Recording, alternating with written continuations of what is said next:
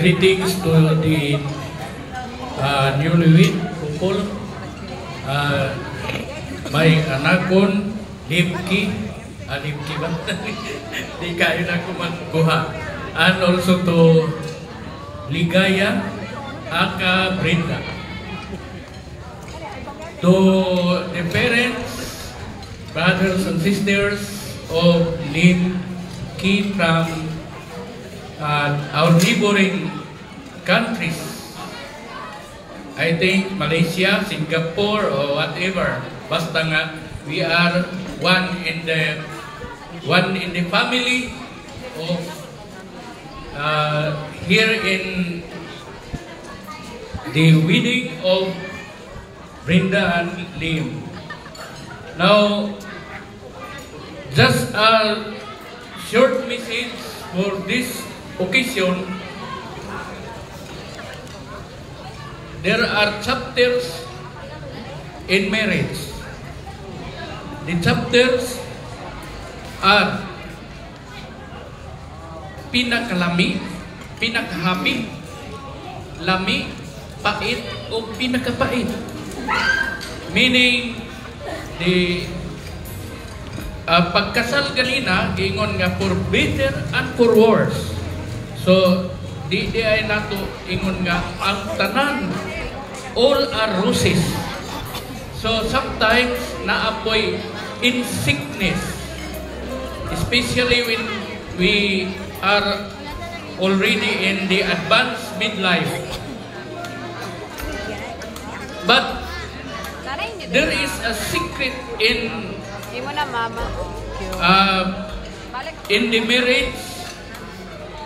One is the signing of the endless contract. We have witnessed just this morning during the wedding ceremony in Lingayaw Church. The endless contract signed by both of them and with the witnesses, the Maninay and the Ninong.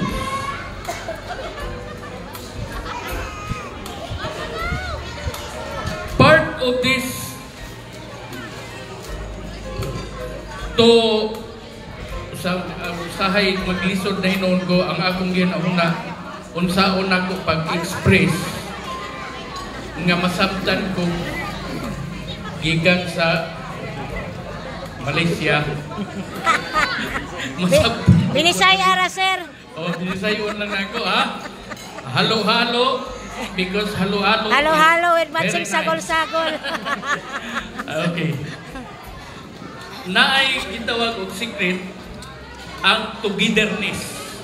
Togetherness, first, pray together. The source of the greatest love is only God. So, we will pray together. This message is not only for them, but for all of us. Next is work together. As we live here on earth, murag di mahimo o di ta magtinabangay. We will work together. Next is play together. Meaning, there should be a mutual intimacy. Mutual intimacy in the sense nga gusto nimo happy ang imong husband. Di lang po kay si husband ra ang mahappy, but also the wife. So, the mutual happiness, the so-called we will play or recreation, in other words. Then, another is pray, work, play, sleep together. Sleep like like chicken, like rooster. They go home to their own branches where they live in the evening. So kailangan na magbalik di ay muad tigid sa balay together with the family, together with the siblings. Another is that we will eat together. So eat together And fight together. Even Jesus, pag iyon ni Jesus, we will, ang kinsa tong mukaon sa iyang lawas o dugo, may kinabuhing dayon. So, those who will always reflect to God, we will eat His body together in the family, will live forever. So, I think, di na nakutason, maraming salamat.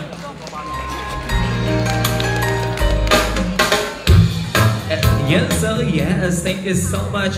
Atong palakpakan pag-usap, that is Ninong Victor Labastilla. And at this moment, ladies and gentlemen, let's proceed to our panel principal sponsor, and that is Mrs. Concordia Labastilla. Palakpakan naman po dyan.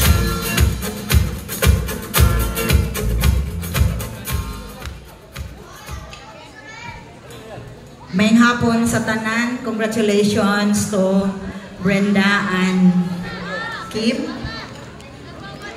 Okay. Murag kami ra magigipili ni Brenda ani. Murag gimonopolize man nila mo, na? Okay. Sa amo nga kis nagsabot na mi sa bumbana nga kana bang kanira ang atong itapik. Unya kay siya man day una. Sus naghanaw-hanaw na pod gugunsay akong itapik. Okay. Isa lang ang atong dumdumon Brenda and Kim. Lim. Sorry. Okay. Ang tanan atong gimbuhaton, all of our works will be done inside the room. No? If in case na ay trouble, do not make it into the public. Settle it inside the room. Kung there will be a Thanksgiving, magsabot diha sa room. No? So in other words, adto nato himuon sa kwarto. Unya sa mga karaan, ang kwarto starts with letter C. No? So unsa di ay meaning sa kwarto? Ingon pa sa mga karaan, ang kwarto kuno dito himuon ang tawo. No? Okay, kwarto means letter C, care and concern. No? Brenda and Lim, all of your troubles adto gyud sa kwarto. Kung naay panagbangi, ayaw dito sa gawas nga imong silingan na mo mati. No? So, care means dili kay silim rang imong i-care, but besides ang iya pong mga relatives. So, aside pod kang Lim, same as usual, dili lang si Brenda, not Brenda alone, but his or her relatives. No? So, makahibalo ta, unsay weakness, kay nga atong bana, dili anghel, dili santos. So, if ang atong bana is maka-perform lang siya og 10%, Brenda will add it 90 to make it 100. No? Okay, so if si Brenda po maka-perform lang siya 1%, Lim will add 99 to make it 100. No perfect husband and wife. Okay. So, you means understanding. So, understand people in love. No? So, dili, kana bang, kung nanay kabangi na, kay dili mang yun, mahibawaan nga ang magtiayon, magbikil, no? Mag-away. There should be a chaos sometimes. So, unsa may buhaton? Magsabot. We are using our ears to listen to our partners. Kung ang atong ears i-put together, it will make a heart. So, mauna hinungdan nga nagpakasal si Brenda kang Lim because of love. So, understand, no? Dili mangluod nga magiyahay nagdungag, magiyahay nagkaon, magiyahay naghigda, no? Settle the chaos within that day. No, dili magsahok ang adlaw nga dili mag-uli. No? Okay. Then letter A, accept. Okay. Accept the reality that your husband has weaknesses. That Brenda has weaknesses. Settle that weaknesses to make it 100% both of you. Okay? So, next is letter R, respect. Begets respect. So, dili lang si Brenda mag-respect sa iyang husband o ang husband po nga itong ang Brenda, kung dili, all of the members of the family. No? Respetuhan. Decision making, dili magbuot-buot, Brenda. Lim, dili magbuot-buot. Sabot mo kung unsay buhaton, walay magbuot-buot, e basin magkaguliyang pag naay magbuot-buot. So, you have to respect one another. Okay. So, then you have the T. What is meant by T? So, time. Make time precious. Kaisara ang panahon, dili na jud mo balik. So, kung naay mga panahon nga ingon ani, at least naa ang tanan, no? Then, letter O is openness. Open to all your emotions, no? So, kung wa ka kaangay sa iyang giluto, ayaw ba lagi nang away labi ang imong luto oy, no? Kapangit pa ang imong linuto, but you have to do it in a moderate way. Okay? So, that's kwarto, no? Ang kwarto was made for the couple to make the companionship longer and lasting.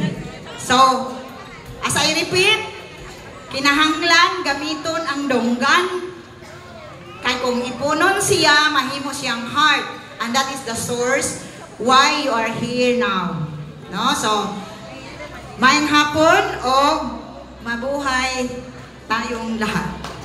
Yes, oh yes. Oh, palakpakan natin si Ma'am Concordia. No? Ganahan ko sa meaning sa kwarto ni Ma'am. Sabi ko na paminaw kay kasagaran ang kwarto, masabtan tara ng kwarto, kung naay manupot og utang sa kwarto tama na ako. Para dili ta matudan. No? There you have it, ladies and gentlemen. And at this moment of time, I request our couple to please visit the table of Mr. Lim's relatives for their own way or traditional way of wine toasting. Sa atong saksihan, mga Tagalingayaw, mga Tagalas Nieves, kumusta kini nga pa maagi ang ilang pong wine toasting. No?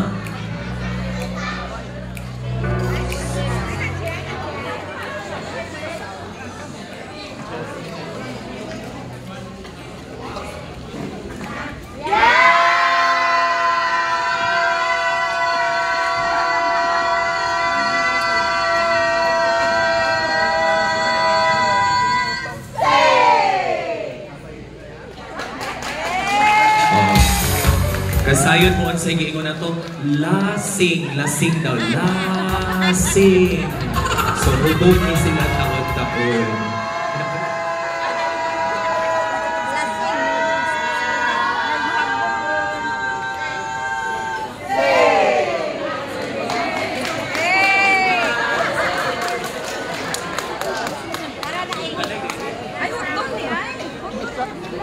Nabasa.